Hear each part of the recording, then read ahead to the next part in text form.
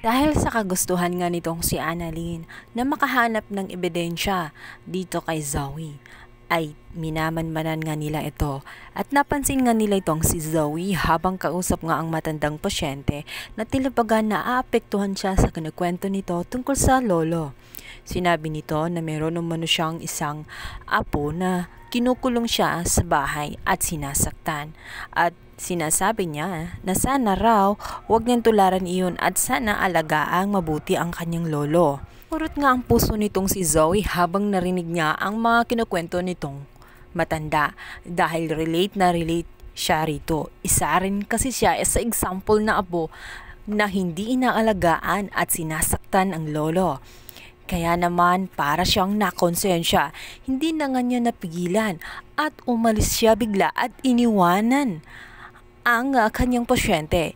Kaya naman nagulat itong si Annalyn habang nakasilip sa likuran ng pasyente. Nang nilapitan si Zoe, sinabi niya rito kung may nakuha na ba daw siyang ebidensya. Sinabi ni Annalyn na wala daw umano, subalit napansin niya itong si Zoe na nagmamadaling umalis na tila baga affected sa sinasabi ng matanda. Sinabi naman ni Joy na baka nag-aalala lang yun sa lolo niya. Subalit, iba ang ginawa nitong si Zoe. Sa labis ng kanyang pagmamadali ay naiwan na nga ang kanyang telepono.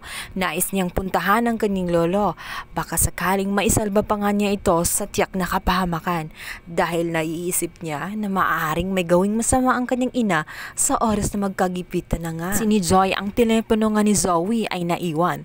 Kaya naman inabot niya agad ito kay Annalyn upang sa ganun makahanap siya doon ng mga ebidensya na maaaring mag-uudyok at magdidiin nga nitong kay Zoe. Ring ng ring ang telepono nga nitong si Zoe.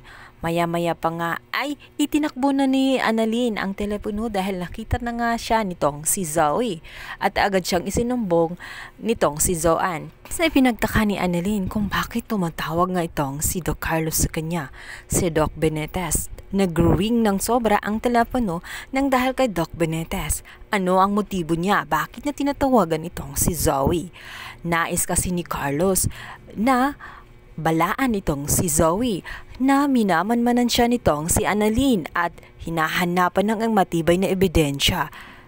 Subalit hindi na nga nasagot ng tuluyan nitong si Zoe sapagkat hawak-hawak nga ni Annalyn. Hindi sinagot ni Annalyn dahil nagmamadali siyang tumakbo upang layuan nga itong si Zoe. Maya-maya pa nga ay tumigil din sa pagre-ring ang cellphone nitong si Zoe.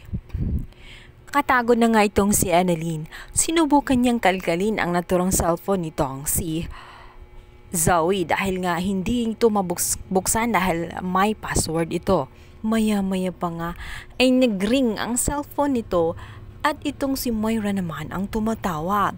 Sinagot ni Annalyn ang cellphone at dito niya nakumpirma nung sinabi nga ni Moira na huwag kang mag-alala Zoe sa lolo mo at wala namang masamang nangyari sapagkat nasa maayos na kalagayan nito.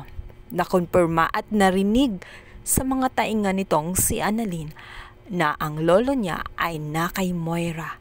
Ngunit itong si Zoe ay mariing itinanggi na wala siyang kinalaman. Yun pala ay kakontsaba siya nitong si Moira. Nagpapasalamat pa si Moira dahil nga sinagot na rin sa wakas ang telepono nitong si Zoe. Subalit wala siyang kamalimalay na ang kanyang kausap ngayon ay walang iba kundi itong si Annalyn.